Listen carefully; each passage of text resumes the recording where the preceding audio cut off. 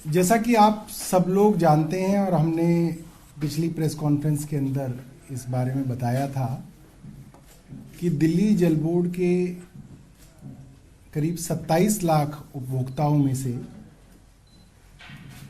करीब 10.5 लाख से ज़्यादा उपभोक्ता ऐसे हैं जिनके एरियर्स पेंडिंग है, यानी कि उनका बकाया पैसा पेंडिंग है। और उसका बड़ा कारण ये है कि ज़्यादातर उपभोक्ताओं का ये मानना है कि जितने पैसे का बिल उनको दिया गया है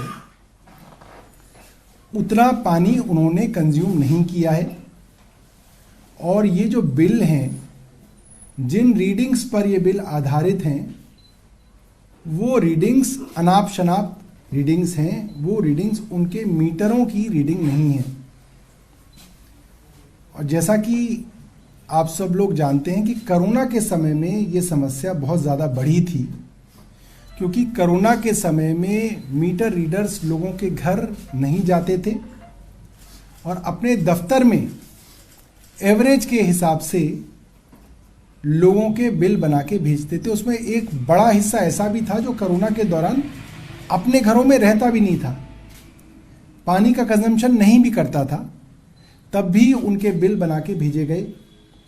अब एक बार किसी ने कंजम्पशन नहीं की हो और उसको बिल दे दिया जाए तो वो आदमी उसके बिल को देने से रोक देता है और वो सोचता है इस मामले को मैं पहले सुलटा लूं और फिर जो करेक्टेड बिल आए उसको मैं देने की कोशिश करूं। और इस तरीके के लाखों लोग जो जल बोर्ड के दफ्तरों में गए जाते रहे, उनकी समस्याओं का समाधान जल बोर्ड के रेवेन्यू डिपार्टमेंट ने नहीं किया। समाधान इतना कम हुआ कि ये प्रॉब्लम बढ़ती बढ़ती करीब 10.5 लाख लोगों की प्रॉब्लम बन गई, जिसके लिए जल बोर्ड एक वन टाइम सेटलमेंट स्कीम लेके आया था। जो जल बोर्ड के बोर्ड की मीटिंग के अंदर वो पॉलिसी पास हो गई थी। और पिछली बार जैसा कि हमने बताया था कि अब उसको कैबिनेट में ले जाने की तैयारी है। तो जब कैबिनेट में ले जाने की तैयारी है तो क्योंकि जल बोर्ड का एडमिनिस्ट्रेटिव डिपार्टमेंट अर्बन डेवलपमेंट होता है, यूडी होता है, मेरा विभाग है, तो हमने अर्बन डेवलपमेंट डिपार्टमेंट के जो हेड हैं, एसीएस हैं, हमने उनको कहा, रिटन डायरेक्शंस दी कि अब आप इस पॉलिसी को काउंसिल ऑफ मिनिस्टर्स के सामने यानी कि कैबिनेट के सामने लेके आए। और बहुत हैरानी की बात है कि एसीएस यूडी ने ये करने से मना कर दिया है। और जब मैंने लिखित तौर पे ये आदेश दिए और कहा कि जो फाइनेंस मिनिस्टर हैं, वित्त मंत्री हैं आतिशी, उन्होंने अपनी कमेंट इस कैबिनेट प्रपोजल पे दे दी हैं, तो आपके पास वित्त विभाग की कमेंट यानी कि वित्त मंत्री की कमेंट आ चुकी हैं, तो आप इसको कैबिनेट के सामने लेके आएं। 4 दिन पहले सौरभ भारद्वाज जी द्वारा यूडी डिपार्टमेंट को निर्देश दिए गए थे कि वन टाइम सेटलमेंट स्कीम पानी के बिल की दिल्ली के सरकार के काउंसिल ऑफ मिनिस्टर्स के सामने रखी जाए। संविधान के अनुसार, जीएनसीटीडी एक्ट के अनुसार, ट्रांजैक्शन ऑफ बिजनेस रूल्स के अनुसार, यानी इस देश के सारे नियम कानून के अनुसार पॉलिसी डिसीजन लेने का अधिकार काउंसिल ऑफ मिनिस्टर्स को ही है। तो जब वन टाइम सेटलमेंट स्कीम आनी है तो इसका निर्णय काउंसिल ऑफ मिनिस्टर्स को लेना होगा। आज दिल्ली सरकार के एक मुख्य विभाग के सचिव, अर्बन डेवलपमेंट डिपार्टमेंट के सचिव मना कर रहे हैं कि हम प्रस्ताव को काउंसिल ऑफ मिनिस्टर्स के सामने नहीं लाएंगे।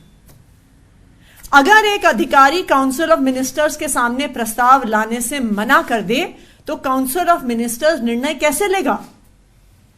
और अगर काउंसिल ऑफ मिनिस्टर्स के सामने प्रस्ताव नहीं आएंगे तो दिल्ली सरकार की पॉलिसी कैसे बनेगी? किसी भी सचिव का, किसी भी अधिकारी का काउंसिल ऑफ मिनिस्टर्स के सामने प्रस्ताव लाने से मना करना एक कॉन्स्टिट्यूशनल क्राइसिस है जो आज दिल्ली में हो रहा है। यूडी सेक्रेटरी ने, यूडी विभाग के सचिव ने बिल्कुल मना कर दिया मंत्री के आदेश मानने से।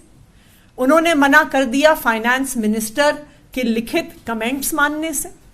और आज इसी वजह से विधानसभा में एलजी साहब के स्पीच के बाद हमने ये कॉन्स्टिट्यूशनल क्राइसिस का मुद्दा एलजी साहब के सामने रखा। एलजी साहब कॉन्स्टिट्यूशनल हेड हैं government of NCT of Delhi की, इसलिए इस कॉन्स्टिट्यूशनल क्राइसिस को रिजॉल्व करने के लिए मुख्यमंत्री जी ने, यूडी मिनिस्टर ने और मैंने ये दलील एलजी साहब के सामने रखी कि अगर इस प्रकार का कॉन्स्टिट्यूशनल क्राइसिस क्रिएट किया जाएगा, अगर अफसर मंत्री की डायरेक्शंस नहीं मानेंगे, काउंसिल ऑफ मिनिस्टर्स के सामने प्रस्ताव नहीं लेकर आएंगे, तो सरकार नहीं चल सकती है। माननीय एलजी महोदय ने इस चर्चा के बाद कहा कि काउंसिल ऑफ मिनिस्टर्स के सामने प्रस्ताव आना चाहिए और उनके सुझाव के अनुसार हमारे यूडी मिनिस्टर सौरभ भारद्वाज जी ने चीफ सेक्रेटरी को कैबिनेट नोट की फाइल भेजी है और चीफ सेक्रेटरी को आदेश दिए हैं कि आने वाले हफ्ते में, अर्ली नेक्स्ट वीक में इस वन टाइम सेटलमेंट स्कीम को कैबिनेट के सामने रखा जाए। हम उम्मीद करते हैं कि जो डायरेक्शंस चीफ सेक्रेटरी को दी गई हैं, माननीय मंत्री जी द्वारा दी गई हैं और एलजी साहब द्वारा दी गई हैं, उन डायरेक्शंस के आधार पर इस वन टाइम सेटलमेंट स्कीम को काउंसिल ऑफ मिनिस्टर्स के सामने रखा जाएगा।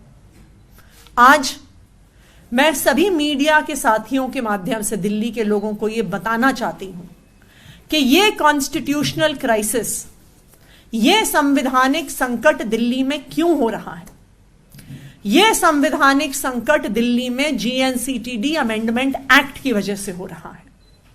जीएनसीटीडी अमेंडमेंट एक्ट के बाद आज दिल्ली सरकार के अफसरों को लगता है कि उनको चुनी हुई सरकार के आदेश मानने की जरूरत नहीं है। उनको लगता है कि अफसरों पर सारा कंट्रोल तो केंद्र सरकार के पास है, भारतीय जनता पार्टी शासित केंद्र सरकार के पास है। तो अगर चुनी हुई सरकार, आम आदमी पार्टी की सरकार, अरविंद केजरीवाल जी की सरकार के साथ मिलकर काम करेंगे तो भारतीय जनता पार्टी शासित केंद्र सरकार उन्हें छोड़ेगी नहीं।